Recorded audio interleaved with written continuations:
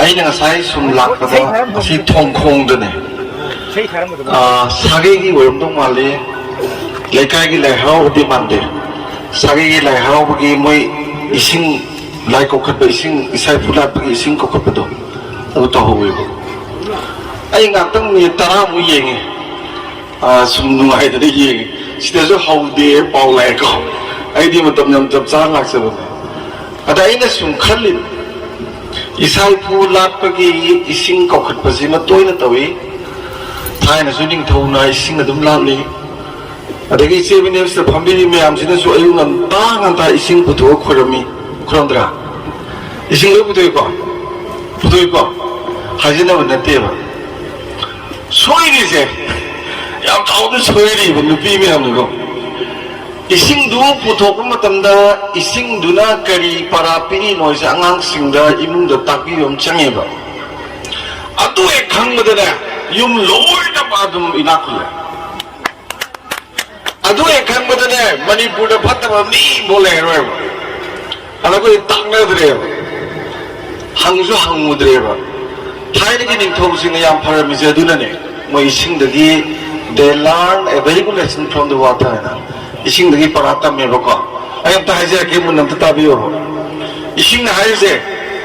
Aigi told the Mune Noibo, Habisita. I am the man Haise. Ising Zimanum like Teko, Mau like Teko, Masule Tenata. To Selesi Manam Late, Mahau Late, Masulete. Adumaina yam chamna hingwada ponganu igo wanganu isai hairena igo eta mai hobi lila hairena mai eta hobi khoi tawidana ko adegidi sigi igo gi potse oza jungaire kha phaw oza adegidi officer jungaire kha chaw officer igo jak wange ba adu ising hai je samne hingu mau zu leganu manam zu leganu Masuzu legenu adubu yam chamne hingu adubu mazi numit mangani pithibigi lam loina maksida ising absi phangida bada hingada balengni paliba mi nung pambi numbi amta lete ali suda nangse maru asoke pati oyu haba yum da su maru oyu lekai da su oyu lam da su oyu ngamzaradi malem ki thak da maru oyu haba sada Aniswase. Aum se badam ma haise. Michang mikai sungai naik ke nusi dia. Ising manung kita lagi bangga se. Uka kita ni ising yang naik pitha. Ngaka adalah kita ke pitha. Ngamudre supi bitak tak tahu video. Cak mana bo. Alam banem po wibina su mamo ahum le aja cak mana lung tahu. Ada kini mamo wibina su mai mana pa mai nupa lagi tu cak mana tahu. Koi calung telung ngap pumi thabo si tobi thabo. Koi numpang injang ngap tadi kabe no ol ga boy kakal ga he hap ko. Ini bo ki dar sat acha bagre tobi thabo. Cha mana bako. Maze manu sineba mana na yeng miyeng se. Lekan da oza mana angang si mana na mana na mai lu na to bako. Oza do dum wathok suru we. Hengmisang kai na ko se imu zungai re ama zungai he mana da badana. Wathok eto we ne bako. Adagi amaga bumana haisina mase kato ngene su matak se khaloy ba makha de sende ne ba ising kato matak se khaloy makha loi chen the ne ba adumaina nakha ta ba gi ja simane lu na taw hai ba ikha ta ba sing se ko ado khoi leba ki biut obi bena praja lu to bi ta re officer ba be ga na magi subordinate staff am do lu to ta imung gene jumbure biu ga iki khata ma lu to ta mache mabung wa ga na makhata ma mache ba lu to ta makha da yeng mai ta re adu sing na hai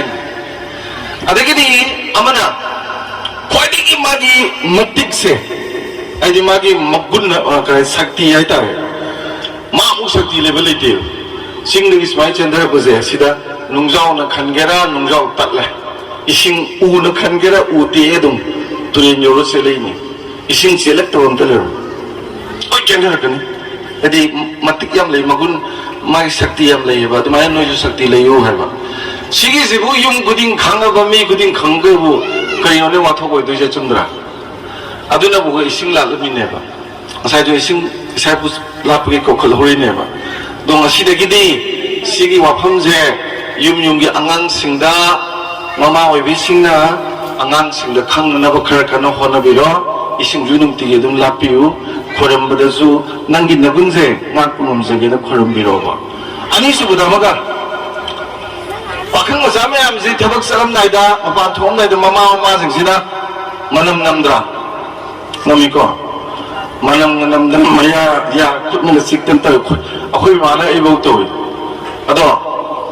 sakhi bu da to ron halak padu to sakhi bu da na na phajana inu la thoga tai da ko tang tholak padu ma yan si ba sai sa se manam moi da ko ga thang ko le da ko halak padu ka hana yeng de na cha halak padu da nam thi doi se junam वगैरह WI की चीनी सप्रामनम वगैरह खैनी वगैरह सुरुप थाउ वगैरह अदुम नमदंग आई सासे खैनी Sai सुरुप Thai WI चाय Q high pet Thalai गाजो खंगदम ngasi delu wo tho piro ko hore ni ma no manam namadi pharak ta ne na sum jaw thalak sang taw khara yaw adi samagi manung ri yakai di kanai da na ko chumdra aduna aina khanbada hojiki dumaina khoi mama oi bisingna masimaga hek hau to biroina ai adumaina thamjage aduga tasengna haraga di ngasi se masagi environment di joi ke nongtang hayam ge ko ai kitang so ben ngai te ba sok to di aina netherland da khoi wasena gi narwal institution da training zai chahi me mele me ko ada moi di lai tam je urak war ta sum tam me ada ai uyang chaw ba ma he ma khong da phom ga lai se pai ba ano de khanu de ko no ma di udu gi mana khara lap na ye ma de udu gi ma thak ta ne ayam phasana yem ge da ne udu na hai ni ko ai khoi da ai ko mi du da kai hai nang na ima gi he bi bung nung da le ba de gi sor gon ba hor kre ba ko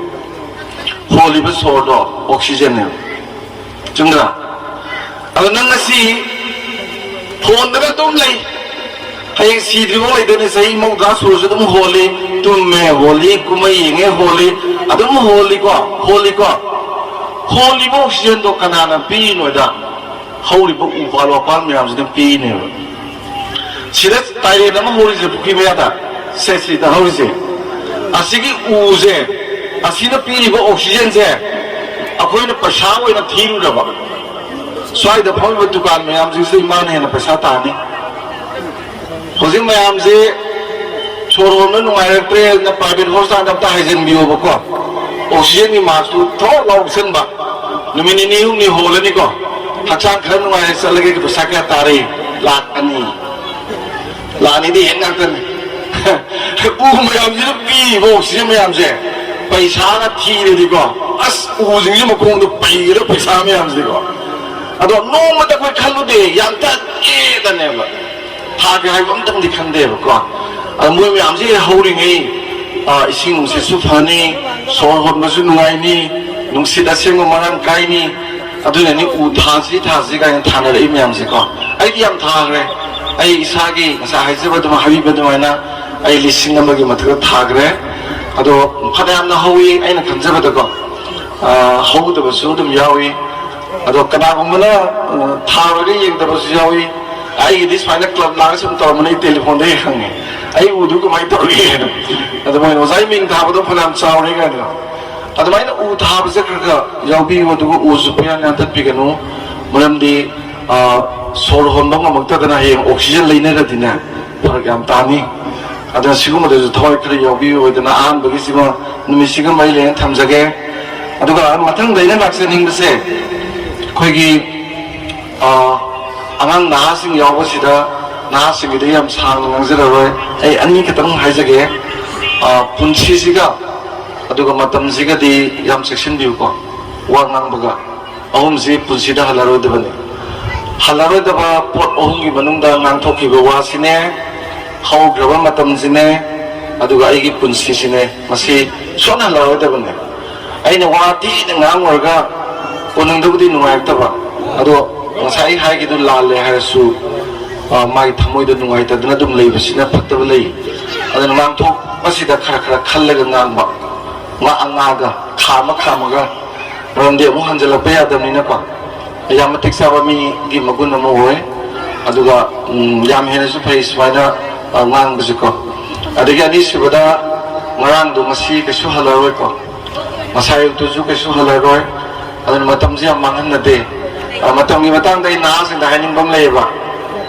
ꯃꯇꯝꯁꯤ ꯀꯅꯥꯅ ꯂꯨꯅ ꯂꯧꯒꯦꯗ ꯆꯍꯤ ꯑꯃꯒꯤ ꯚꯦꯂꯨꯁꯤ ꯀꯅꯥꯅ ꯈꯪꯒꯦꯗ ꯄꯔꯤꯈꯥ fail ꯑꯣꯏꯔꯨꯕ ꯑꯉꯥꯡꯅ ꯈꯪꯉꯦꯕ ꯑꯁ ꯑꯇꯩꯅ ꯀꯅꯥꯝ ꯈꯪꯉꯣꯏ ꯃꯥꯇꯅꯤ ꯆꯍꯤꯒꯤ ꯚꯦꯂꯨꯁ ꯈꯪꯗꯣꯏꯁꯦ ꯑꯁ ꯃꯃꯥꯡ ꯆꯍꯤꯗꯣ ꯈꯔ ꯀꯣꯏꯈ꯭ꯔꯦꯅꯦ ꯑꯩ ꯑꯗꯨꯅ ꯐꯦꯜ ꯑꯣꯏꯅꯤꯅꯦ ꯃꯃꯥꯡ ꯆꯍꯤꯗꯣ ꯂꯥꯏꯔꯤꯛ ꯈꯔ ꯄꯥꯍꯧꯗ꯭ꯔꯦꯅꯦ ꯃꯃꯥꯡ ꯆꯍꯤꯗꯨꯗ ꯍꯥꯏ ꯂꯩꯗꯧꯅꯤ ꯃꯥꯁꯤꯀꯣ ꯆꯍꯤꯒꯤ ꯚꯦꯂꯨꯁꯤ ꯃꯥꯅ ꯈꯪꯉꯦꯕ ꯑꯗꯨꯒ ꯊꯥꯒꯤ ꯚꯦꯂꯨꯁꯦ ꯀꯅꯥꯅ ꯈꯪꯒꯦꯗ matam kui na mirondra ba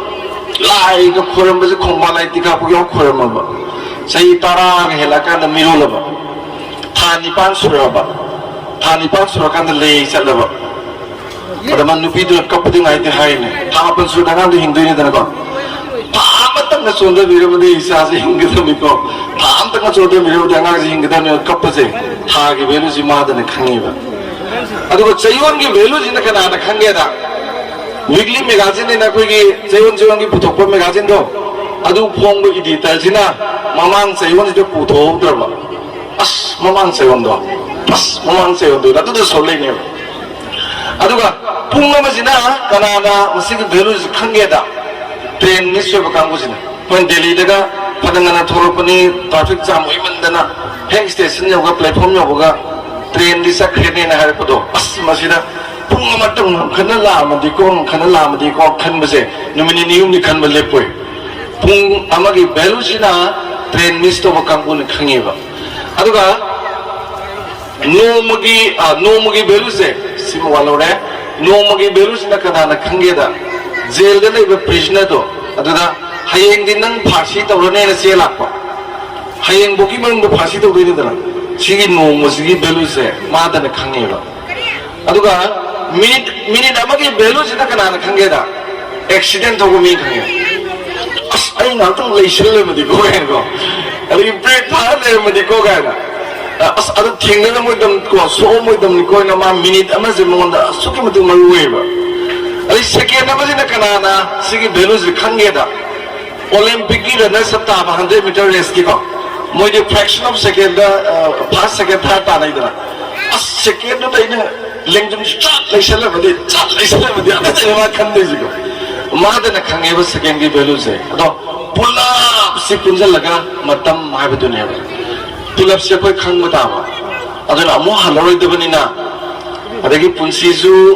mayam pokhi ba de yaw de handak poe ticket dong phanga la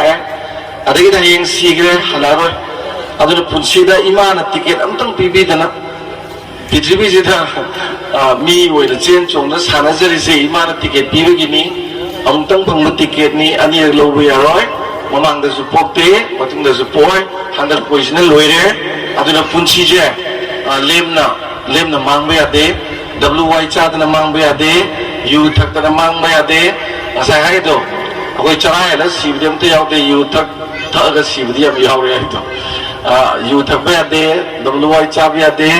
aduna ina khanjaba da kari gumba kharadi tawrunge se khanbiyo ba kari gumba khara tawrunge se doctor wagera engineer wagera mathau ta de adugi lomi worsu yai Japanese angang amana kayam nungai ge da khamen mapambi ma da khamen asang ba masika ju pali adegi achok mutum mo jo pan khamen har du ju pali ko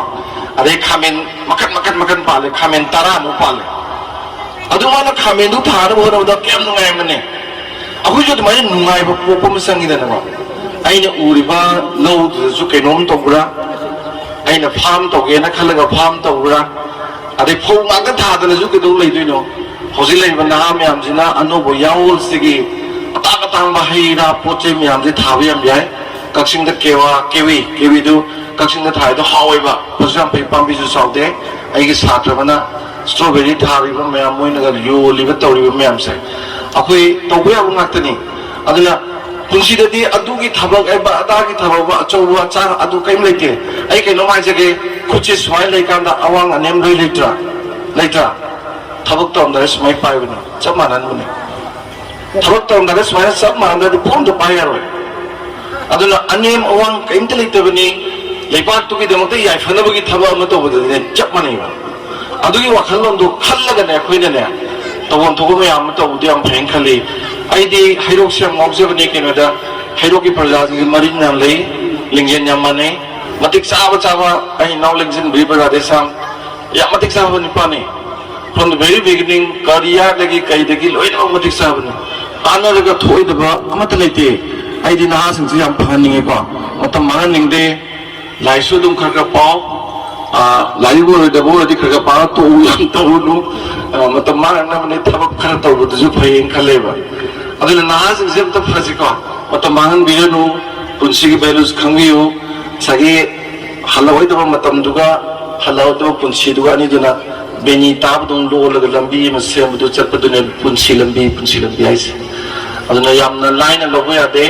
ꯄꯨꯟꯁꯤꯁꯨ I have to do something different ꯃꯌꯥꯝꯗꯤ ꯇꯣꯉꯥꯟꯕ ꯑꯃ ꯇꯧꯔꯝꯒꯦ ꯋꯥꯏ ꯁꯤꯜꯂꯁꯨ ꯑꯩꯅ ꯈ꯭ꯋꯥꯏꯗꯒꯤ ꯉꯥꯎꯖꯕꯁꯦ ꯑꯩꯈꯣꯏ ꯌꯨꯅꯤꯚꯔꯁꯤꯇꯤꯗ ꯁꯤꯡꯅꯦꯕꯁꯤꯗ ꯋꯥꯏ ꯁꯤꯜꯂꯤꯕ ꯅꯨꯄꯤ ꯑꯍꯨꯝ ꯃꯔꯤꯁꯦ ꯑꯩꯅ ꯃꯣꯔꯅꯤꯡ ꯋꯥꯛꯀꯤꯡꯁꯨ ꯑꯩꯅ ꯈꯕꯔꯗꯁꯨ ꯏꯖꯕꯅꯦ ꯄꯣꯠꯐꯝꯗ ꯇꯣꯡꯅ ꯅꯨꯡꯉꯥꯏꯅ ꯁꯤꯠꯈ꯭ꯔꯕ ꯅꯥꯟꯅꯁꯨ ꯁꯤꯠꯈ꯭ꯔꯕ ꯑꯩꯈꯣꯏꯅ ꯆꯈꯥꯏꯔꯝꯕꯒꯤ ꯋꯥꯗꯅꯦ ꯃꯣꯏꯅꯗꯤ ꯅꯥꯟꯅ ꯁꯤꯠꯂꯦꯕ ꯀꯩꯅꯣꯅꯦ ꯀꯥꯔ ꯐꯖꯕꯗꯨꯗ ꯇꯥꯏꯈꯤꯕ ꯃꯥꯏ ꯅꯨꯄꯥꯗꯨꯅ ꯊꯧꯔꯒ ꯅꯨꯄꯤ ꯁꯅꯥꯒꯤ ꯈꯨꯗꯣꯞ ꯁꯅꯥꯒꯤ ꯈꯨꯖꯤ ꯐꯖꯅ ꯁꯤꯕ ꯃꯈꯨꯠꯀꯗꯣ ꯁꯣꯡ ꯀꯌꯥꯝ ꯐꯖꯈ꯭ರೆ ꯀꯣꯝꯂꯥꯗꯣ ꯐꯖꯅ ꯈꯣꯛꯑꯒ ꯃꯄ꯭ꯔꯥꯡꯒꯗꯣ ꯊꯧꯔꯒ ꯃꯥꯏ ꯅꯨꯄꯥꯗ ꯁꯨꯝ ꯄꯤꯔꯝꯕꯗꯒꯤ ꯁꯣꯔꯣꯛꯇ ꯄꯣꯗ꯭ꯔꯣꯛ ꯂꯣꯡ ꯊꯥꯗꯔꯝꯃꯤ ꯑꯗꯨꯗꯤ ꯕꯦꯔꯥ ꯀꯥꯗ꯭ꯔꯣ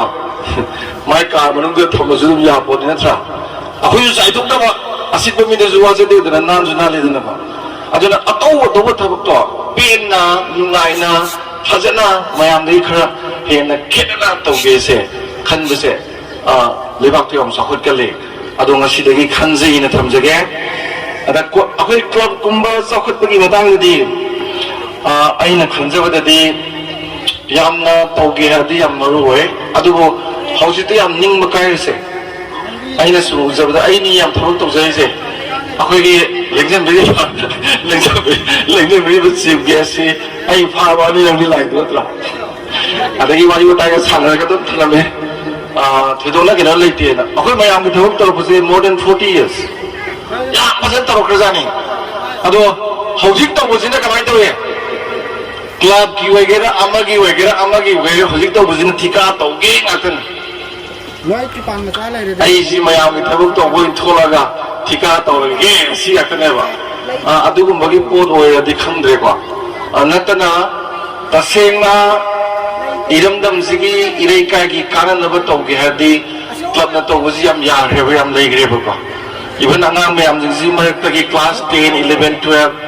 ꯃꯥꯒꯤ ꯍꯌꯦꯡ ꯀꯔꯤꯌꯔꯒꯤ ꯀꯩꯀꯩ ꯇꯧꯒꯗꯕꯁꯤꯗ ꯑꯉꯥꯡ ꯂꯣꯏꯅꯃꯛ ꯅꯠꯇ꯭ꯔꯁꯨ ꯅꯣꯏꯅ ꯈꯪꯕ ꯑꯉꯥꯡ ꯑꯐꯕ ꯈꯔ ꯂꯩꯕꯗꯣ ꯑꯗꯨꯝ ꯃꯥꯏ ꯀꯣꯆꯤꯡ ꯀ꯭ꯂꯥꯁꯀꯨꯝꯕ ꯂꯧꯕꯤꯕ ꯌꯥꯏ ꯊꯥ ꯑꯃꯅꯤ ꯃꯅꯨꯡꯗ ꯑꯩꯈꯣꯏꯗꯁꯨ ꯍꯥꯏꯔꯒ ꯑꯩꯈꯣꯏ ꯂꯥꯛꯄ ꯌꯥꯏ ꯃꯔꯝꯗꯤ IS ꯀꯤ ꯀꯣꯆꯤꯡ ꯀ꯭ꯂꯥꯁ 3-4ꯅꯤ ꯑꯩꯈꯣꯏ ꯇꯥꯛꯏꯁꯦ ꯃꯁꯛ ꯅꯥꯏꯕ ꯉꯥꯛꯇꯅꯤꯀꯣ ꯅꯣꯡ ꯐꯥꯗꯣꯛ ꯅꯣꯏ ꯑꯩ ꯁꯥꯇ꯭ꯔ ꯂꯣꯏ ꯇꯤꯟꯅꯩ ꯁꯤ ꯂꯩꯁꯤꯡꯁꯦ ꯇꯦꯂꯤꯐꯣꯟꯗꯁꯨ ꯇꯣꯏ ꯄꯥꯎ ꯐꯥꯎꯅꯕ ꯚꯥꯔꯤ ꯌꯥꯎꯔꯤ ꯑꯩꯈꯣꯏ ꯁꯤ ꯂꯩꯕꯗ ꯑꯗꯣ ꯑꯣꯖꯥ ꯁꯨꯃꯥꯏꯅ ꯑꯝꯇ ꯂꯥꯛꯄꯤꯌꯨꯅꯦ ꯀ꯭ꯂꯥꯁ ꯑꯝꯇ ꯂꯧꯕꯤꯌꯨꯅꯦ ꯑꯗꯨꯝ ꯌꯥꯏ ꯀꯩꯁꯨ ꯄꯩꯁꯥꯁꯨ ꯂꯧꯔꯣꯏ ꯀꯔꯤꯝ ꯇꯧꯔꯣꯏ ꯁꯦꯝꯕꯤꯕ ꯌꯥꯏ ꯅꯠꯇ꯭ꯔꯥ ꯑꯗꯒꯤ ꯑꯉꯥꯡꯁꯤꯡꯁꯤꯗ ꯑꯩꯈꯣꯏꯒꯤ ꯀꯔꯤ ꯍꯥꯏꯇꯥꯔꯦ ꯊꯕꯛ ꯏꯪꯈꯥꯡ ꯁꯨꯒꯗꯕ ꯑꯉꯥꯡ ꯂꯥꯏꯔꯤꯛ ꯂꯥꯏꯁꯨꯗ ꯊꯣꯏꯗꯣꯛꯅ ꯀꯩꯅꯣ ꯇꯧꯗ꯭ꯔꯒꯗꯤ ꯍꯧꯖꯤꯛꯀꯥꯟꯗꯤ ꯂꯥꯏꯔꯤꯛ ꯍꯩꯕ ꯀꯔꯥꯏꯕꯨ ꯀꯧꯒꯦꯅ ꯑꯅꯧꯕ ꯏꯗꯨꯀꯦꯁꯟꯒꯤ ꯃꯥꯒꯤ ꯏꯟꯇꯔꯄ꯭ꯔꯤꯇꯦꯁꯟꯗ ꯁꯦꯟ ꯈ꯭ꯋꯥꯏꯗꯒꯤ ꯇꯥꯟꯕ ꯍꯩꯕꯗꯣ ꯑꯗꯨꯒ ꯂꯥꯏꯔꯤꯛ ꯍꯩꯕ ꯀꯧꯏ ꯍꯥꯏꯔꯝꯅꯤꯀꯣ ꯑꯗꯨꯅ ꯊꯕꯛ ꯁꯨꯗꯕ ꯁꯨꯡꯌꯥ ꯌꯥꯔꯣꯏ ꯉꯁꯥꯏ ꯇ꯭ꯔꯦꯟ ꯂꯥꯛꯄ ꯀꯩꯗꯣ ꯂꯥꯛꯁꯅꯨ ꯃꯌꯥꯡꯁꯤꯡꯗꯨꯗꯒꯤ ꯑꯩꯈꯣꯏ ꯀꯥꯟꯅꯕ ꯂꯧꯊꯣꯛꯄ ꯌꯥꯏ ꯀꯩꯅꯣ ꯄꯩꯁꯥꯕꯨ ꯀꯗꯥꯏꯗ ꯂꯩꯒꯦ ꯑꯣꯐꯤꯁꯇ ꯂꯩꯕ꯭ꯔꯣ ꯄꯩꯁꯥ ꯑꯣꯐꯤꯁꯇ ꯂꯩꯇꯦꯀꯣ ꯄꯩꯁꯥꯗꯤ ꯀꯩꯊꯦꯜꯗ ꯂꯩꯕꯅꯤ ꯀꯩꯊꯦꯜꯗ ꯃꯥꯔꯀꯦꯠ ꯃꯅꯤ ꯂꯥꯏꯁ ꯏꯟ ꯗ ꯃꯥꯔꯀꯦꯠꯀ ꯑꯗꯣ ꯀꯩꯊꯦꯜꯗꯨ ꯍꯧꯖꯤꯛꯇ ꯈꯪꯕ ꯍꯧꯔꯛꯏꯕ ꯆꯍꯤ 50-60ꯒꯤ ꯃꯇꯨꯡꯗ ꯑꯩꯈꯣꯏꯅ ꯉꯁꯤ ꯆꯍꯤ 30-40 ꯃꯃꯥꯡꯗ ꯈꯪꯉꯝꯃꯗꯤ ꯃꯌꯥꯡ ꯑꯃꯇꯕꯨ ꯂꯩꯔꯝꯃꯣꯏ ILPꯁꯨ ꯀꯩꯁꯨ ꯂꯩꯔꯣꯏ ꯀꯩꯅꯣ ꯁꯝ ꯀꯛꯄ ꯈꯣꯡꯎꯞ ꯁꯦꯡꯕ ꯑꯗꯒꯤ ꯄꯣꯠ ꯆꯩ ꯌꯣꯟꯕ ꯆꯥ ꯌꯣꯟꯕꯒꯁꯨ ꯍꯧꯖꯤꯛ ꯄꯥꯈꯪ ꯃꯆꯥ ꯃꯌꯥꯝ ꯈꯨꯗꯩ ꯁꯦꯠꯂꯒ ꯀꯩꯊꯦꯜ ꯈ꯭ꯋꯥꯏꯔꯣꯟ ꯕꯖꯥꯔꯗ ꯐꯝꯕ ꯏꯃꯥꯗꯨ 6,000ꯒꯤ ꯃꯌꯥꯅꯤꯃꯤ ꯈꯨꯡꯒꯪꯗꯒꯤ ꯍꯤꯟꯖꯥꯡ ꯅꯥꯄꯤ ꯀꯩ ꯉꯜꯂꯦ ꯀ꯭ꯋꯥꯛ ꯈꯣꯡꯗ꯭ꯔꯤꯉꯩꯗꯒꯤ ꯍꯧꯒꯠꯂꯒ ꯄꯨꯔꯒ ꯏꯝꯐꯥꯜ ꯃꯌꯣꯟꯗ ꯄꯣꯠ ꯌꯣꯜꯂꯤꯅꯤ पोषित पहर कांदा चा ग्लास अमा बिस्कुट अमनी चानिंग मदुदी अस पाग्रबुनिने अद नुई मई बंगाना देन अमदा अखोगी सोस्ती दगा हॉट केस ता चा हापद माइना मंगा तारा पुरगा नुई अहुम मरी संगना disposable glass ta om hairaga biscuit ani ni piba jar jar jar chakadi ima lising kun gatang yelamadi lupa tra lising kun ni kaino lising ani yelamadi lupa jam jam ni kaino lising ma yeladi lupa lising tara ni lising kun du yelamagadi lupa lising kun sili na yuktuda hodik tawre ai sungan badagi yaw badagi do akhoi ni paisa tan ba ya yam lai kreba paisa tan badagi kai ro jati do mi so yorodam ikai ro de bisa tahan gitu nih. Aku ini lahir di sini kali lahir ini nggak ada nih, bisa lak tapi ini pak, income lak tapi gini, income dulu lak di sini kayak gini tahan tapi gini pak. Atau kau hari orang tapi ini beda ini pak. Tapi yang lagi kan, kulai yang mana? Tapi kita tu kulai yang mana? Ai isa saja tapi nipan untuk. Bayang tajaroi tapi nipan untuk saya. Tapi yang lagi kan nih, tapi saya, aku ini office kita pak. Adugi thaba aina sumkhan leibedo kana roi ai khanjabada aina hainaba aina sai sida lila macha mu utkiba ngang tu nupa macha jungai re ide ma pisak tu jungai re ide male sabu tu jungai re monda moida artistic question nami yawri ne popodigi ma para dum sebi oba ai ngam phawa de kasuli tegedo film bazam number dum pesa ayona pusi korana pesa lai poni gena aduna adugumbaga sisu khara khangbiraga tawbiyo aja maruna sanabajuko angang singsi drug ki karige lathokna bhonabada club na ju sanabai pot ka tawbiyo lampak marang kain lei indoors bo egera outdoors bo egera adu ju paksan sadan bigano khara talented oi bangang mayam du dei khantoga course mar ta kawbiraga hek taman biyo smaina bon motor smain kaw dong haba adu motor ju si to ni haba ko badminton je ko honorable sir je amna sanam ni ai ju sane akai tournament da ko akai theng no yaw ko tournament da theng no yaw ba jani akai single ka sana ba sana ka sane ko adu ari ba lamdam sida laiba sida awapam yaw pon de na moi de special request to zarur ga lekai ki ni smile photo view ga da yaw da won teleti basic du bu khang de ina sana hona jara ju to wi ai de adagi library macha ma thambi ai lai pa ba gi habit ama leina ba ko yam chaw na ta jo jikti ta sing badi koi lai pa ba si e book ki kari ge toman toman ma lakhi badi yam hena hala do di maru odre adu adum thambi ai ko ada club na to badi hoju jikti kari na situation demand kai to ge di naha mayam ji nisha da lup ta na ba yam kan no hoda bam changi adugi demo ta sagi sports kumba kai kumba alternative bibiyo ba ade mayam na mobile jam sanai ai janga sana bung le te dimo ba sana ni ke no angang jing sina my group mayam sana ba ju pam ju mobile ke kem na te ke no adu nungdin light ma la ga nungdam sanan ba thabingang khar to hon ba se sidi yam sathi na maru wai adugi sana ba gi nungai ba du le di mobile ke su pai ba adugi angang mayam do mai na sembi ba gi pochima ama ni ka tang hana phusina pai bi go yam nana angang mayam jing si ni sa de gi kan to de na ba adagi di angang ai bo ne an mayam ji no mi de ta gi ba lili ta takat pi ne ba masi sma hai ri thai na di mayam jing sina palim nung si binangi khomlang na magi laman punsi de singbang maroi ga hai ba se angang siksina mamagi khomlang thak ba se masi angang loi thai de na hauji sina khomlang jama tak pithak thaba lili de yaw de sum in ba do koi amul gumo egera amau egera lili taraga koi khomchu hapga sum illi dana ngang sing se adana khomlang na magi laman singbai mo te lili gi na ban sing jage na numidang pudingi lampak te lili je te leithat paniari adana ahan jing ju angang ni da pau boy ba sai sida recording tha do podoi tai nang na phatra ga angang warak po ya ba hu de do nang ni nam wawan na maga de nang dai pau ne rangan ke suya ba na de do hidak si ka khra thakpi no ado thakpi ge ga mi tara tara ni le ga thakpi ko ai ju the ba ado yang thakpi ga no pe ani ngam dradi ahum bo thakpi ke su kai de ko mi tara tara ni gap le bi liver soy ꯑꯗꯣ ꯄꯦꯛ ꯑꯅꯤꯒ ꯊꯛꯄꯁꯤꯗꯤ ꯌꯨꯝꯗꯁꯨ ꯈꯪꯗꯕꯅꯤ ꯃꯤꯅꯁꯨ ꯈꯪꯗꯕꯅꯤ ꯁꯤꯡꯂꯤꯁꯦ craft ꯇꯧꯔꯒꯅꯦ ꯊꯕꯛꯀ ꯇꯧꯕ ꯅꯨꯡꯉꯥꯏꯒꯖꯥꯠꯅꯤ ꯑꯗꯨꯃꯥꯏꯅ ꯈꯔ ꯊꯛꯄꯤꯒꯦ ꯍꯥꯏꯕ꯭ꯔꯥ ꯊꯛꯄꯤꯔꯣ ꯑꯗꯨꯒ ꯃꯤꯌꯥꯝ ꯄꯨꯟꯕ ꯂꯨꯍꯣꯡ ꯈꯣꯡꯗꯣꯡꯕ ꯑꯗꯒꯤꯗꯤ ꯑꯩꯈꯣꯏꯒꯤ ꯐꯤꯔꯣꯏ ꯅꯨꯡꯂꯣꯏ ꯃꯌꯥꯝꯁꯤꯡꯁꯤꯗ ꯍꯦꯛꯇ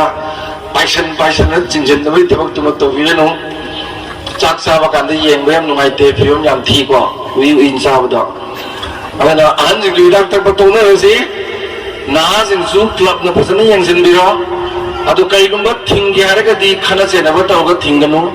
ꯏꯀꯥꯏꯕꯁꯨ ꯄꯤꯒꯅꯨ ꯇꯨꯃꯤꯟꯅ ꯍꯥꯏꯕꯤꯌꯨ ꯃꯣꯏꯗꯀꯣ ꯑꯩꯈꯣꯏꯒꯤ ꯗ꯭ꯔꯒꯇ ꯌꯥꯝ ꯍꯦꯟꯈ꯭ꯔꯤꯕ ꯌꯨꯗ ꯌꯥꯝ ꯍꯦꯟꯈ꯭ꯔꯤꯕ ꯃꯌꯥꯝꯁꯤꯡꯁꯦ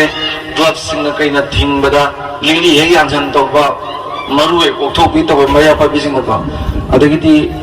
ꯁꯥꯎꯗꯨꯅ ꯊꯑꯣꯏꯅ ꯂꯃꯟ ꯈꯨꯝꯒꯦꯅ ꯐꯔꯛ ꯇꯥꯈꯤꯕꯗꯒꯤ ꯍꯦꯟꯀꯠꯈꯤꯕꯒꯤ ꯑꯩꯈꯣꯏꯅ ꯁ꯭ꯇꯗꯤ ꯇꯧꯕꯗ ꯎꯕ ꯂꯩ ꯅꯨꯡꯁꯤꯅ ꯍꯥꯏꯔꯒ ꯐꯅꯕ ꯍꯣꯠꯅꯕꯀꯣ ꯑꯗꯨꯃꯥꯏꯅ ꯇꯧꯔꯒ ꯀ꯭ꯂꯕꯅ ꯆꯥꯎꯈꯠ ꯈꯣꯡꯊꯥꯡꯒꯤ ꯈꯔ ꯂꯧꯕ ꯌꯥꯕ ꯈꯔ ꯂꯩ ꯑꯗꯨꯒ ꯁꯤꯗ ꯃꯃꯥ ꯃꯄꯥꯁꯤꯡꯒꯤ ꯍꯥꯏꯔꯤꯁꯤꯗꯤ ꯑꯩꯅ ꯉꯁꯥꯏ ꯍꯥꯏꯖꯕꯗꯣ ꯃꯃꯥ ꯃꯄꯥꯁꯤꯡꯅ ꯉꯁꯥꯏ ꯏꯁꯤꯡꯒꯤ ꯃꯇꯧꯗꯨꯃ ꯇꯝꯕꯤꯔꯣ ꯑꯗꯨꯒ ꯑꯃꯒ ꯑꯩꯅ ꯍꯥꯏꯖꯅꯤꯡꯕꯗ ꯑꯩꯈꯣই ꯏꯃꯨꯡꯁꯦ ꯄꯩꯁꯥ ꯄꯥꯏꯕ ꯉꯥꯛꯇꯅ ꯅꯨꯡꯉꯥꯏꯕ ꯅꯠꯇꯦꯀꯣ ꯏꯃꯨꯡꯁꯦ ꯄꯩꯁꯥ ꯄꯥꯏꯗ꯭ꯔꯁꯨ ꯌꯥꯝ ꯅꯨꯡꯁꯤ ꯆꯥꯟꯅꯅ ꯂꯩꯅꯅꯕꯒꯤ ꯏꯪꯕꯁꯦ ꯃꯊꯧ ꯌꯥꯝ ꯇꯥꯏ ꯑꯗꯣ ꯍꯧꯖꯤꯛꯀꯥꯟꯗꯤ ꯅꯨꯄꯤꯁꯤꯁꯨ ꯃꯦꯛꯁꯤꯃꯝ ꯅꯨꯄꯤꯁꯤꯁꯨ ꯏꯁꯧ ꯌꯥꯝ ꯂꯥꯡꯉꯦꯕꯀꯣ ꯅꯨꯄꯤꯁꯨ ꯐꯅꯦꯛꯁꯤ ꯇꯦꯂꯪꯒꯥ ꯐꯤꯖꯦꯠ ꯁꯦꯠꯂꯒꯅ ꯃꯥꯏꯒꯁꯤ ꯂꯪꯉꯗꯅ ꯖꯥꯔꯗꯥ ꯃꯅꯨꯡ ꯋꯥꯅꯕꯒ ꯑꯉꯥꯡ ꯂꯥꯏꯔꯤꯛ ꯄꯥꯎꯒ ꯍꯥꯏꯕꯁꯤ ꯆꯨꯝꯅ ꯄꯥꯎꯒ ꯍꯥꯏꯗꯦꯕ ꯍꯦꯛꯇ ꯃꯦꯆꯤꯟ ꯈꯞꯄꯗꯧꯅ ꯉꯥꯡꯊꯔꯛꯄꯤꯅꯦ ꯑꯉꯥꯡꯒꯁꯤ ꯂꯥꯏꯔꯤꯛ ꯄꯥꯎꯒ ꯈꯪꯕꯖꯥꯠꯅꯠꯇꯦ ꯑꯗꯒꯤ ꯈꯔ ꯏꯪꯅ ꯇꯞꯅ ꯀꯦꯅ ꯅꯥꯟꯅ ꯂꯩꯕꯤꯌꯨ ꯂꯤꯞꯁꯇꯤꯛꯀ ꯉꯥꯡꯁꯪ ꯇꯩꯗꯅ ꯑꯗꯒꯤ ꯃꯥꯏ ꯃꯤꯠꯀꯁꯦ ꯈꯔ ꯑꯗꯨꯝ ꯇꯩꯊꯣꯛ ꯇꯩꯁꯤꯟ ꯇꯧꯔꯒ ꯅꯨꯄꯤꯅ ꯅꯥꯟꯅ ꯂꯩꯕꯁꯦ ꯅꯨꯄꯥꯅ ꯌꯥꯝ ꯄꯥꯝꯖꯕꯅꯤ ꯏꯪꯅꯒ ꯉꯥꯡꯕ ꯁꯛꯄ ꯇꯧꯕꯁꯦ ꯌꯥꯝ ꯄꯥꯝꯖꯕꯅꯤꯀꯣ ꯅꯨꯄꯥꯁꯤꯡꯁꯨ ꯏꯃꯨꯡꯒꯤ ꯑꯋꯥꯠ ꯑꯄꯥ ꯋꯥꯠꯇꯅꯕ ꯊꯕꯛ ꯀꯟꯅ ꯁꯨꯗꯅ ꯈꯣꯠꯇꯅ ꯇꯧꯕꯤꯌꯨ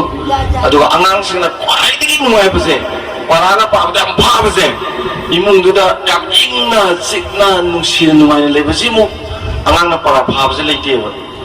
ꯑꯗꯨꯒ ꯃꯃꯥꯒꯤ ꯃꯈꯖꯥꯏꯗꯨ ꯃꯄꯥꯟ ꯈꯨꯄꯥꯟ ꯊꯥꯕꯗꯨ ꯎꯈꯤꯕꯗꯣ ꯃꯦꯇ꯭ꯔꯤꯛ ꯊꯥꯒꯗꯕ ꯑꯉꯥꯡꯗꯨꯅ ꯐꯥꯛꯇꯣꯛꯏꯕ ꯂꯥꯏꯔꯤꯛ ꯈꯨꯗꯤꯡꯒꯤ ꯄꯔꯥꯗꯨ ꯄꯥꯏꯒꯗꯕ ꯃꯃꯥꯗ ꯈꯨꯄꯥꯟ ꯊꯥꯈꯤꯕꯗꯨ ꯑꯗꯨꯝ ꯎ ꯂꯩꯅꯤ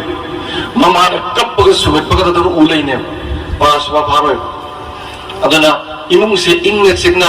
ꯑꯗꯒꯤꯗꯤ ꯌꯥꯝ ꯃꯔꯨꯑꯣꯏꯅ ꯑꯍꯜ ꯂꯃꯟ ꯂꯩꯕꯤꯔꯒꯗꯤ ꯏꯀꯨꯕꯣꯛ ꯏꯅꯦꯝꯄꯣꯛ ꯂꯩꯕꯤꯔꯒꯗꯤ ꯁꯦꯕꯥ ꯐꯖꯅ ꯇꯧꯕꯤꯌꯨꯀꯣ ꯑꯩꯅ ꯈꯟꯖꯕꯗ ꯀꯣꯛꯀ ꯃꯣꯟꯒ ꯇꯥꯏꯅꯕꯗ ꯉꯁꯤꯒꯤ ꯌꯨꯝꯒꯤ ꯌꯨꯝꯕꯨꯔꯦꯝꯕꯤ ꯏꯀꯨꯕꯣꯛ ꯑꯗꯩ ꯏꯕꯣꯛꯁꯦ ꯏꯅꯦꯝꯄꯣꯛ ꯏꯀꯨꯕꯣꯛꯁꯦ ꯍꯥꯏꯗꯤ ꯍꯥꯏꯗꯣꯛꯇꯕ ꯀꯣꯛꯀ ꯃꯣꯟꯒ ꯇꯥꯏꯅꯕꯗ ꯃꯤꯠꯇꯒꯤ ꯄꯤ ꯎꯐꯥꯠꯇ꯭ꯔꯕ ꯃꯤꯠꯇꯨꯗꯒꯤ ꯄꯤ ꯄꯨꯂꯞ ꯂꯨꯞꯄ ꯌꯥꯝ ꯌꯥꯎꯔꯦꯕ 그래서 Manipur 내 Machana kaya thawa sadabase anong mawang mo na laiye si tawbigan ng please ko adagi isa isu lebusin to ahal lamang seba tahon biyu kawiro de base ahal lamang gi makhong nami ba ichanupa ichanupi do ado lai gi seba to bugum bani kaisu yu thawai kaisu drug saroi adum phani ko adagi di moi gi phiron subi ba tumna baga nuain thambi ba ko अदो लेसाबी मसामना मसुनु पिदुना तोबु याबु ngakani like पालोइगा दुबु मयामजि तोबिबुको अदगिदि चाबा थकपदा ममुनु पिदुना हाउद्रजु को नुसिना बिजबा आइते हंबा इमा कई हाबोगे अदा तोगे केदोगे याम नुसिना पोसे लेबुको अदोदिने लाई निंद्रजु यानी नंगना तांगा बहेरा मयामम पुदुना लाइफम चामा चलुबगी बोदो अदुदगिने Luna तोबई कुबो इनेमपोक्तुना तुमलाइदा इमों नुसिबी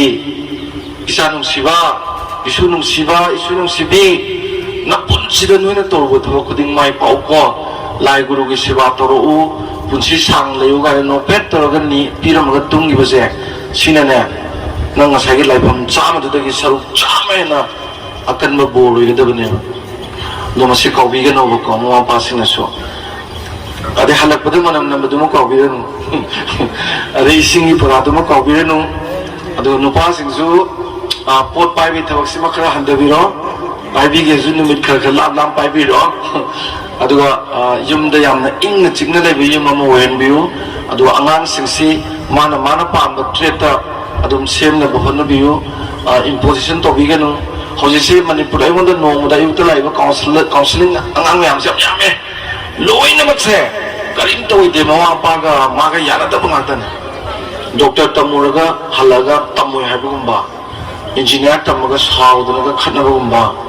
adegidi mana tamlingba paper to yada bagumagi ade kan stick toxina thamjam bira ngang sum ngawrakpa psychological problem ba suicide to to bem lakazani ado sima pa sina zukra khangbiyo ang sini zukra yengaga anu ba Manipur ma lakadabase masi ngasi gi leriba ngang yam sing khoina patana semaga deidi yam talented boy ba kai ngang se hosi to ba ek to ba ngang di yoda yam talented boy ngang biyo ado khoi ngang se sana ba do egera art to egera life to egera ma mana pamjo ma ma hina potuda yamena phabo wayaduna simi am sing si sakalak pa matam dane anu ba Manipur ma di uneba ado mawang pagi am sawa thodang le habadu thamjage ado club na su sibumi am jingsi kari no thiminaraga ko phanabagi maike da sembat sagapagi tobiyo ado akoi secretary oiro leminai me am jingse unity of command lebiyo ama katang command ama katang lebiyo amana mo hai tobigano president gira general secretary gira command ama katto illaga thabak tobiyo aduna kedor katageda he sigi unity of command le business span control ina thabak tokan pulap khoi nakan da kai ngang na ro jar chapni yamna sigum bagasi yang biu loina bu ai telephone number le bini nong phado darkar le ju puni pani utun telephone to biro wari sang sa si mangolo biu ngasi an ba foundation de ni mathang ju pangthok ko chawno pangthok ko oisinu ngasi pangthoi ju jang phajana pangthoi yang phajana ju honabi matung da sun number we biu na thamjage aroi bada wari ma liraga loisalage ko ai wari ja mun tabiu ko sai ngang idu de sine na mun ta ninge de